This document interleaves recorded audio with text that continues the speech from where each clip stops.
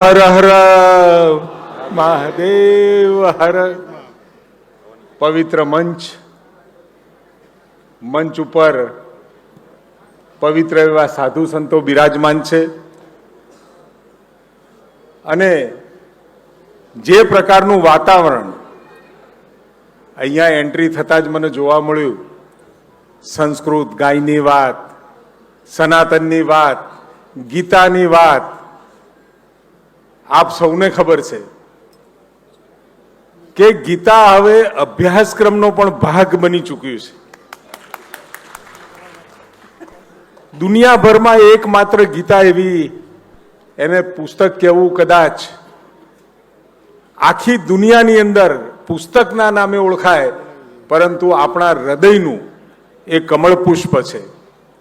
કોઈ પણ દુનિયાનો એવો અનુભવ એવો નહીં હોય કે જેનો જવાબ ગીતામાંથી ના મળે. એવી ગીતા અને સંસ્કૃત ભાષા દુનિયામાં બે જૂની ભાષાઓ, એક હિબ્રુ અને બીજી આપણી સંસ્કૃત. સંસ્કૃત એનાથી પણ પુરાણી છે, પરંતુ કમ ભાગ્યે બધા ધર્મ ધુરંધરો બેઠા છે. પણ સંસ્કૃતને આપણે કેમ જાણે આપણે એને લોકભોગ્ય ના બનાવી શક્યા. હિબ્રુમાં પણ એવું થયું, એને લોકભોગ્ય ના બની અને એના કારણે હિબ્રુ ભૂસાતી ગઈ અને સંસ્કૃત પણ એમાંથી અનેક ભાષાઓએ જન્મ લીધો. પણ જે મધર ટંગ કહેવાય, મધર એની જનની કહેવાય ભાષાનો, એ સંસ્કૃત ધીમે ધીમે ખૂબ ઓછી અને કદાચ આ ભૂદેવો પૂરતી રહી, પવિત્ર કાર્યો પૂરતી રહી. હિબ્રુમાં પણ એવું થયું ને સંસ્કૃતમાં પણ એવું થયું.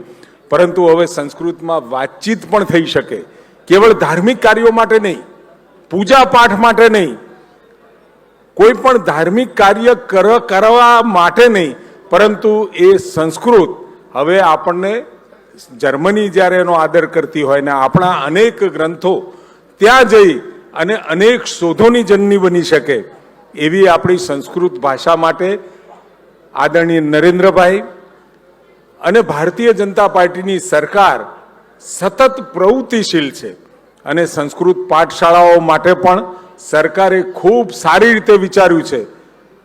સંસ્કૃત યુનિવર્સિટી અને સાથે સંસ્કૃત પાઠશાળા. બાળક એ ભણતો હોય એ વખતે સંસ્કૃત એક ભાષા તરીકે નહીં, પરંતુ લોકભોગ્ય કેવી રીતે સંસ્કૃતને બનાવી શકાય એના માટેનો પ્રયત્ન પણ સરકાર તરફથી થઈ રહ્યો છે.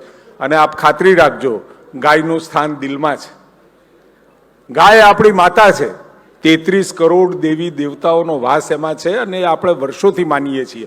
અને સાયન્ટિફિકલી એ પ્રૂવન છે કે ગાયનું એક અંગ એ માનવ જીવનના અને દુનિયાના કામમાં આવી શકે. જીવતી ગાય હોય કે મૃત ગાય હોય, એના પ્રત્યેક અંગની અંદર 33 કરોડ દેવી દેવતાનો વાસ આપણે એટલા માટે માનીએ છીએ કે ગાય મૃત અને જીવિત આ બંને સંજોગોની અંદર એ માનવ જીવન માટે અતિ ગુણકારી અને અતિ ઉત્તમ એવી ગાય માટે પણ સન્માન રાજ્યનું પણ છે. અને આવતા સમયમાં અને ચાલુ સમયમાં પણ ગાયનું સ્થાન અવિચળ છે અને અવિચળ રહેશે, એમાં કોઈ શંકાને સ્થાન નથી. આટલા બધા ભૂદેવોનો આશીર્વાદ જ્યારે રાજ્ય સરકારને પણ પ્રાપ્ત થયો હોય, સનાતનને પણ પ્રાપ્ત થયો છે. અને સનાતન એ કદાચ હું એવું માનું છું કે વિશ્વની અંદર કોઈ પણ ધર્મ હોય, યહૂદી હોય, ક્રિશ્ચિયન હોય, મુસ્લિમ હોય, પરંતુ આપણા ધર્મનું મૂળ એ આજ સુધી કોઈ શોધી શક્યું નથી. તમે ભગવાન રામની વાત લઈ લો, ભગવાન કૃષ્ણની વાત લઈ લો, ગીતાની વાત લઈ લો, અનેકવિધ એક પાત્રનો ઇતિહાસ છે. તમે એવું ના કહી શકો કે રામાયણની અંદર ભગવાન રામથી ચાલુ થઈ અને જે આખી આપણી રામાયણ છે એની અંદરના તમામ પાત્રોનો ક્યાંક ને ક્યાંક એનો ઇતિહાસ આપણે અનેકવિધ પુસ્તકોમાં આપણે ભણ્યો પણ છે, વાંચ્યો પણ છે અને સમજ્યા પણ છીએ. ત્યારે આ એક સમાજનું પ્લેટફોર્મ અને દરેક સમાજ પોતે પોતાની રીતે પ્રયત્ન કરે, સમાજના લોકોને ભેગા કરી બદલાતા સમયની સાથે, કારણ કે હવે વિજ્ઞાન અને ટેકનોલોજીનો સમય છે. અને જ્યારે જ્ઞાનનો વિસ્ફોટ થતો હોય, ટેકનોલોજીનો વિસ્ફોટ થતો હોય, એટલે દુનિયા સાથે ચાલવું એ હવે ખૂબ નેસેસિટી બની છે, જરૂરિયાત બની છે. અને એ જરૂરિયાત જ્યારે બની હોય ત્યારે આપણા સનાતનને, આપણી મૂળ સંસ્કૃતિ અને ધરોહરને સાચવી, સાથે રાખી અને આવતી સમયની સાથે આપણે ચાલવું છે. 21મી સદીની સાથે ચાલવા માટે હવે વિજ્ઞાન અને ટેકનોલોજી દ્વારા સંશોધિત તમામે તમામ શોધો, તમામે તમામ બિઝનેસીસ, અને હવે તો એઆઈના જમાનામાં છીએ, ડેટા સાયન્સ, મશીન લર્નિંગ, કેટલા વિષયોથી દુનિયા દોડી રહી છે. ત્યારે એ દોડતી દુનિયાની સાથે 2047નો ગોલ આદરણીય નરેન્દ્રભાઈએ જ્યારે મૂક્યો હોય, એટલે અહીંયા જે મને સ્ટોલ દેખાઈ રહ્યા છે એ સમાજ પોતે પોતાની રીતે પોતાના બંધુઓની સાથે મળી એ આગળ આવવાનો, અને દરેક સમાજ આવો પ્રયત્ન કરે, અને દરેક સમાજ જો આ પ્રયત્ન કરે તો આખું ગુજરાત અને આખો દેશ એક નવી ક્રાંતિ તરફ, એક નવા વિષય સાથે, ભલે ને 47માં આદરણીય નરેન્દ્રભાઈએ કહ્યું હોય એ પહેલા આપણે વિકસિત દેશ બની શકીએ એ પ્રમાણેનું આજનું આયોજન મને દેખાઈ રહ્યું છે. આપ સૌને યજ્ઞેશભાઈનો ખૂબ આગ્રહ હતો. આજે 15મી માર્ચ ગ્રાહક દિન, અને એ ગ્રાહક દિનના નિમિત્તે મારા વિસનગરની અંદર મારો મત વિસ્તાર, ત્યાં આગળ એનો રાજ્ય કક્ષાનો કાર્યક્રમ હતો. આમ તો યજ્ઞેશભાઈનો આગ્રહ હતો સવારે આવો, પણ સવારે આવવાનો મેળ ના મળ્યો, એટલે બધા જ ભૂદેવોની માફી માગું છું.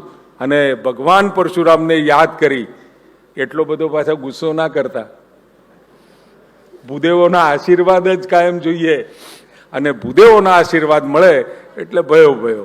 રાજ્ય સરકાર આપની સાથે છે, ગુજરાતની સાથે છે, પ્રત્યેક સમાજની સાથે છે. અને એમાં પણ, અને ભૂતકાળમાં જ્યારે પણ રાજ્ય સત્તાઓ ચાલતી હતી એટલે રાજાઓના સલાહકાર પણ ભૂદેવો જ હતા. અને એ રાજ્ય સત્તાઓ ભગવાન રામથી માંડી અને છેક આપણી રાજાશાહી રહી, અંગ્રેજો અને મુગલોનો શાસનકાળ, એક અંધકાર યુગ, લગભગ 800 થી 900 વર્ષના અંધકાર કાળ પછી આખી આપણે જે 11મી સદીથી લઈ અને 2000 સુધીની સદીમાં 18મી સદી પછી ધીમે ધીમે પ્રગતિની તરફ આપણે આગળ વધી રહ્યા છે. ત્યારે 21મી સદી ચોક્કસ આપ સૌના સહયોગથી, આપ સૌના જ્ઞાનથી આપણે ચોક્કસ એ વિકસિત દેશ તરફ આગળ વધવાના છીએ, એમાં શંકા નથી. ફરીથી બધા ભૂદેવોને પાય લાગણ કરું છું અને આપના આશીર્વાદની અપેક્ષા સાથે મારી વાતને પૂરી કરું છું.